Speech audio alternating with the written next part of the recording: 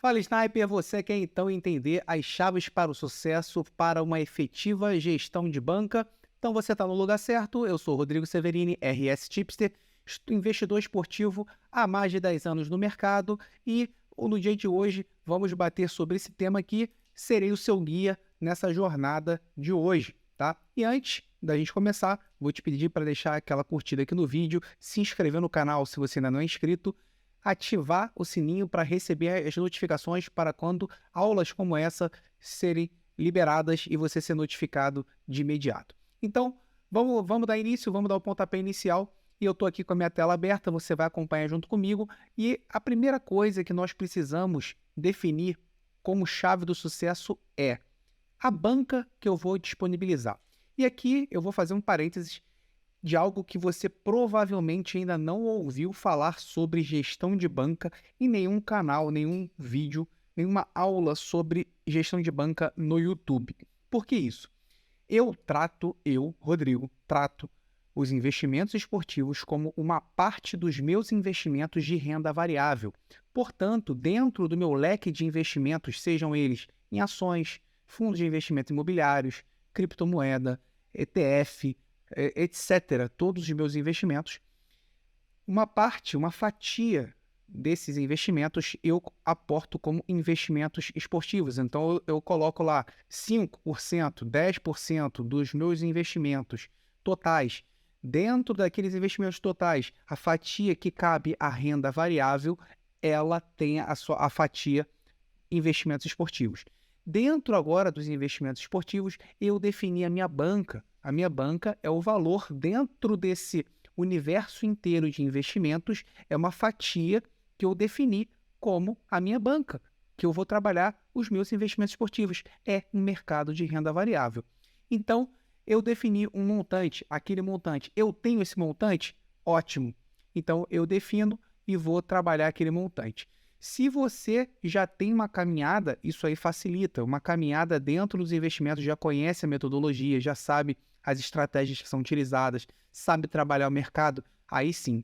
Rodrigo, eu estou começando agora, não sei, eu tenho até o dinheiro para disponibilizar de banca, mas não tenho conhecimento. Então, alto lá, calma, porque se você tem dinheiro, eu te aconselharia já de imediato ou fazer algum tipo de mentoria, caso você queira trabalhar de maneira, né, trabalhar sozinho, ou assinar algum serviço de alguém que te entregue muitos fundamentos, tá? E vamos dar uma pausa aqui também, novamente um parênteses. Hoje em dia, com o avanço ali do marketing agressivo dentro do mercado de investimentos esportivos, das apostas esportivas, eu vejo muita gente ainda pedindo planilha de resultados, né? Ah, os seus resultados. Muito cuidado, porque antigamente isso aí fazia sentido. Hoje em dia, 95% dos caras manipulam essas informações, tá? Até aqueles que não manipulam, que deixam lá disponibilizados, você vai ver que não tem liquidez alguma, que os próprios clientes não conseguem pegar o que está escrito naquela planilha. Então, caras famosos aí do mercado colocam lá, tive 7 unidades de lucro esse mês. Ele pode até ter tido, mas os clientes não conseguiram pegar porque não tem liquidez. Se trabalha com várzea, etc., não tem liquidez. Então, muito cuidado, porque você daqui a pouco está fazendo uma assinatura também de algo que não vai te trazer resultado, tá bom? Então, tem o dinheiro, tem o conhecimento, segue em frente. Tenho dinheiro, não tenho conhecimento, sugiro uma mentoria, sugiro a assinatura de um serviço para que você siga aquilo lá ao pé da letra, tá? E se você não tem o dinheiro, o que eu te aconselharia, ou se você tem o dinheiro, mas não tem o conhecimento e quer aprender também do zero ali, não quer investir em mentoria nem nada, trabalha aquela banca simbólica de R$ 100, que eu tenho um vídeo aqui também falando sobre isso, na playlist de gestão de banca, e onde você vai testar as metodologias, e aí confirmado, você sim pode trabalhar com a sua banca total. Deu para pegar a ideia? Então, a ideia é que você tenha essa banca, tá? Que você tenha ela disponível ou não, eu aconselho sempre você fazer dessa forma que eu falei aqui agora. E aí, nós entramos na parte dos aportes, tá?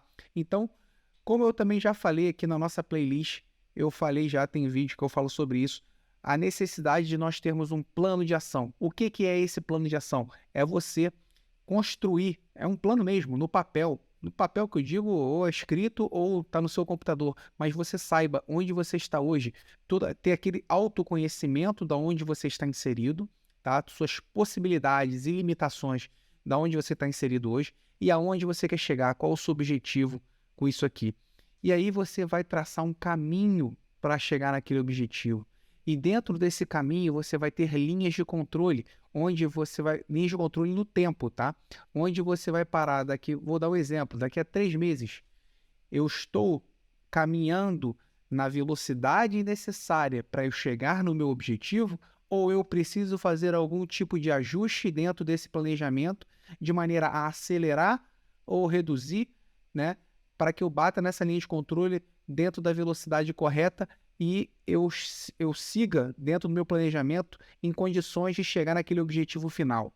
Então, digamos que meu objetivo final é chegar com uma banca de 20 mil daqui a 2 anos, sabendo que eu estou começando com 5 mil hoje e aí eu começo a levantar hipóteses. Quanto de aporte eu tenho condições de fazer? Qual o lucro necessário que eu preciso ter no decorrer do processo para que a cada 2 meses eu possa fazer a revisão do meu processo e saber se eu estou caminhando para chegar nesses 20 mil. Pegou a ideia?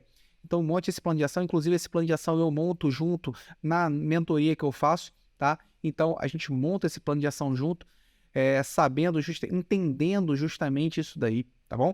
Então vamos seguir aqui.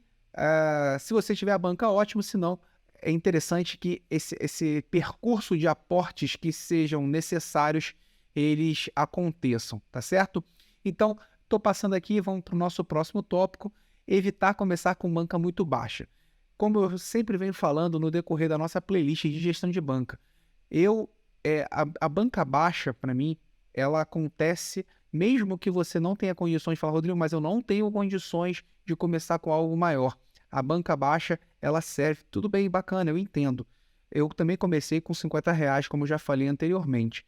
Mas eu entendo que a banca baixa, ela serve única e exclusivamente para você testar as suas metodologias. Não só as suas. Às vezes você está seguindo um tipster, e isso aí já aconteceu, tem gente que me seguia simplesmente para poder ver se eu conseguiria entregar resultado e ele faria um aporte para depois construir uma banca. Também é válido. Às vezes você está pagando mais de assinatura do que você mesmo tem de banca, mas você consegue entender como aquela pessoa está pensando, quais são as estratégias que ela utiliza, o que está por trás daquilo lá. Tendo confirmado que tem fundamento aquele envio de entradas, que tem resultado no decorrer do tempo, eu monto a minha banca, estruturo a minha banca e passo a seguir dentro da minha stake normal. Deu para pegar a ideia? Então é isso daí, tá? Então, antes da gente prosseguir aqui, se você não deixou aquela curtida, deixa aí e tenho certeza que não vai cair seu dedo. Vamos lá. Então, aqui eu falo sobre o plano de ação, então, para construir a banca desejada, já falei, tá? E vamos falar sobre a definição da nossa unidade. E aí eu coloco aqui entre parênteses, não importa tanto, o que vale é o poder de entrada. Rodrigo, o que você quis dizer com isso aqui? Vamos lá. A unidade, você tem que concordar comigo numa coisa. Quando eu pego uma banca e faço a divisão por unidades, não importa essa divisão se é por 50, se é por 100, aquilo lá só vai dar tranquilidade ao meu controle emocional, tá? Porque o que vale mesmo é o tamanho da stake que você vai colocar na sua entrada. Deu para entender a ideia? Então, digamos que eu faço uma divisão por 100. Não, sou conservador, vou dividir por 100 e a minha unidade ela é mais suave do que se eu tiver dividido por 50. Ela vale menos, né? Para quem dividiu por 100, quem dividiu por 50, teoricamente 50 ele é mais agressivo. Não necessariamente, porque às vezes a pessoa que fez a divisão por 100, a cada entrada que ela está fazendo, ela está usando 4 unidades de stake. Então, ela está sendo mais agressiva que quem está entrando com uma unidade numa banca dividida por 50. Então, o que vale não é a divisão propriamente dito, e sim o poder, o tamanho da stake que você coloca na sua entrada. Eu posso fazer uma divisão por 50 e entrar sempre com meia unidade. E a pessoa faz uma divisão de banca por 100 e entra com uma unidade. Então, nesses dois casos, as pessoas estão fazendo a mesma coisa. Estão trabalhando com o mesmo poder de entrada, com o mesmo tamanho de stake. Deu para entender a ideia? Então a divisão é muito mais para tranquilizar o seu emocional, a sua mente, do que propriamente dito estar fazendo gestão. E muito cuidado quando esse tamanho da entrada ali, alguns chipsters te pagam a ideia de que, pô, mantenha a gestão. Eu sempre falo isso. Isso aí não é gestão. Gestão é muito maior que isso. É fazer leitura de indicadores, tomar decisões baseado em dados, em indicadores, em métricas. E fazendo essa leitura, você toma decisões que vão interferir nos seus resultados futuros. Então, isso é gestão. Gestão não é você ter a divisão de fazer uma divisão de banca. Se tiver numa bad run, você manter a sua stake. Vamos manter a gestão.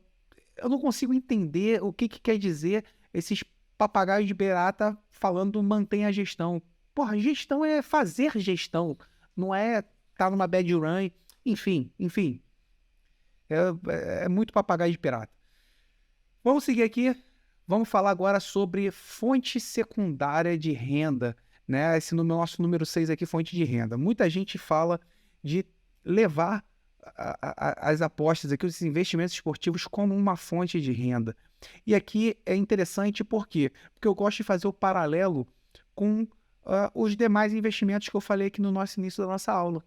Então, se eu tenho, por exemplo, ações, que é um investimento de renda variável, eu tenho fundos de investimentos imobiliários no meu portfólio, e esses investimentos me trazem dividendos, ou seja, é uma parte do lucro da empresa que ela divide comigo, com o seu acionista. Então, se eu recebo mês a mês dividendos daquelas empresas, e eu pego esses dividendos, ou seja, é um lucro meu, digamos assim, e eu reaplico, eu compro mais ações, eu estou aumentando o meu patrimônio, por que não fazer isso com os investimentos esportivos? Se eu tenho um lucro das minhas entradas naquele mês, por que não pegar aquilo lá e reaplicar? E, inclusive, já é uma deixa que eu coloco aqui, eu faço isso. Pega o lucro daquele mês, faz o saque e compra alguns ativos. Eu sempre vejo, né? Eu faço esse balanceamento da minha carteira de investimentos. E isso que eu falo também isso é gestão. Isso é gestão. Gestão é algo. Quando eu falo que é algo complexo, é justamente isso. Eu não olho investimentos esportivos, a fatia da pizza. Eu não olho isso. Eu olho a pizza como um todo. Então, se eu posso pegar o lucro de um pedaço da minha parte de renda variável, que são os investimentos esportivos, pegar o lucro desses 5% da minha pizza como um todo, e às vezes comprar o dólar, que caiu, o dólar despencou. É uma baita oportunidade. Só que eu olho e falo, putz, da onde eu vou tirar agora o dinheiro, já que já está tudo aplicado? Opa, tem um lucro aqui do mês, eu lucrei 3 unidades esse mês. Saca esse lucro, compra o dólar. Ou seja, a minha carteira está tudo sendo municiado. Os dividendos aqui eu comprei ações. Então você vai reaplicando e a sua carteira vai tendo aquela bola de neve. Os investimentos esportivos, eles são uma fatia dos seus investimentos.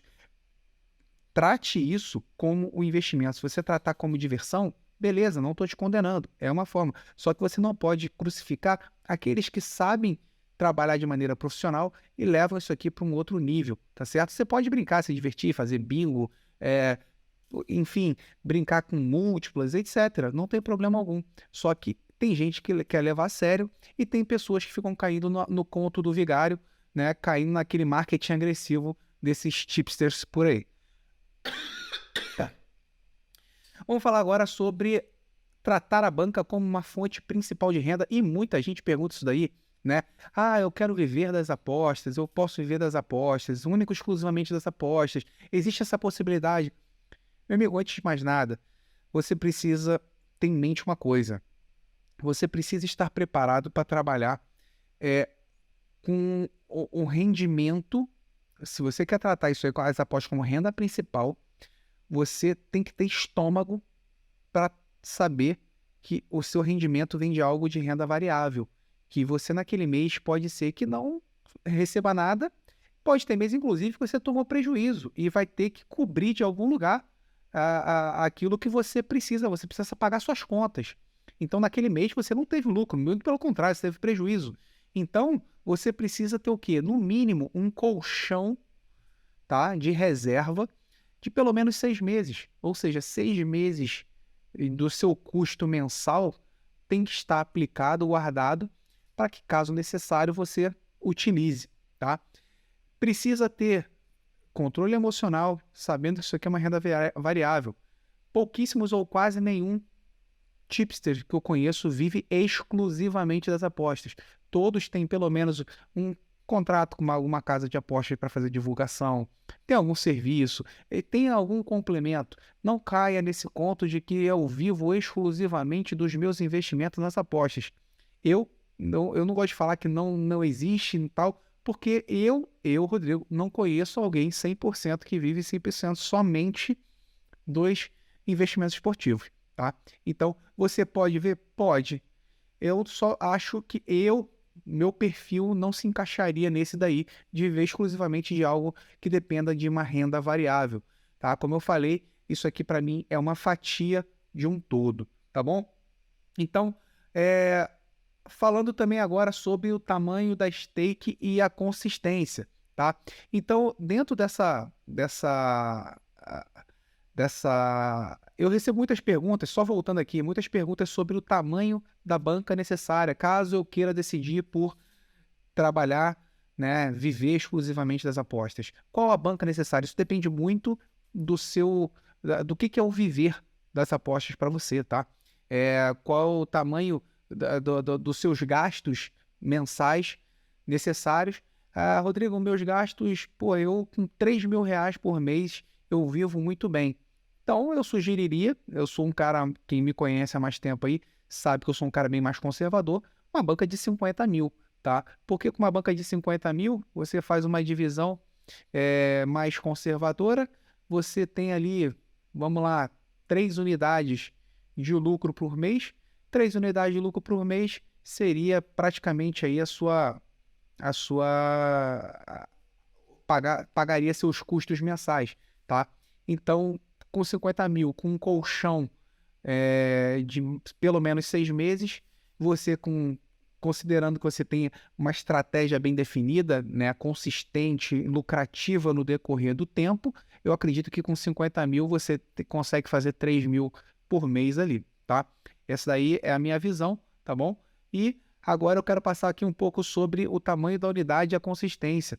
E foi o que eu falei, se eu tenho consistência, tá? Já falei, inclusive, em outros vídeos aqui da nossa playlist de gestão de banca. A consistência no decorrer do tempo, ela, paralelamente ao tamanho da minha stake, quando estou com uma banca baixa, eu posso ter números positivos, números verdes, mas talvez eu não veja aquele retorno financeiro a olho nu, né? É um retorno financeiro muito baixo. Mas quando eu construí aquela banca, aquela que eu chamei de ideal, vamos lá, vamos usar esse exemplo aqui, 50 mil. Eu tô lá, vamos colocar minha stake de R$ 1.000. Eu tenho uma stake de 1.000. Então, eu sou consistente. Eu fiz aquele meu planejamento, meu plano de ação. Tô com minha banca de 50, minha stake de 1.000. Meu objetivo é 3 unidades de lucro por mês, porque eu faria 3 mil, pagaria os meus custos. Então, se eu sei que eu tenho minha metodologia, minha estratégia validada, eu faço a minha gestão, eu consigo analisar meus indicadores no decorrer do tempo, sei que eu sou lucrativo e consistente no decorrer do tempo, então eu sei que eu vou conseguir fazer uma média de 3 unidades de lucro.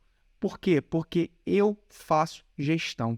Então, é isso que eu sempre passo para você. Gestão, fazer a leitura dos seus indicadores, saber muito bem aonde você está, aonde você quer chegar, quais são os seus objetivos no decorrer desse processo, você com certeza você vai atingir seus objetivos. Quero ver das apostas, sim.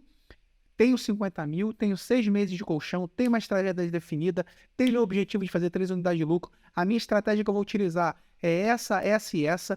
No decorrer do processo, essa que me deu tanto de retorno, tanto de taxa de acerto, tanto de odd média. Se você souber na ponta da língua cada indicador de cada estratégia, saber que no decorrer do processo você foi lucrativo em todos eles, continuar fazendo seu estudo, continuar fazendo a validação, sua reanálise de cada estratégia o tempo todo, com certeza você vai atingir esses objetivos que você traçou. Então, Sniper, vou deixar aqui uma última pergunta para você, que é justamente essa: se você teria estômago o suficiente para poder viver única e exclusivamente das apostas, dos investimentos esportivos como sua fonte de renda principal, sem contrato com casa, sem divulgação de nada, simplesmente a sua banca tendo aquele seu lucro mensal e você vivendo daquele lucro. Você teria estômago para isso? Me diz aqui nos comentários e aí a gente faz um bate-bola bacana aí, tá bom? Muito obrigado, Dinai, por ter acompanhado até agora e te aguardo na nossa próxima aula. Até breve.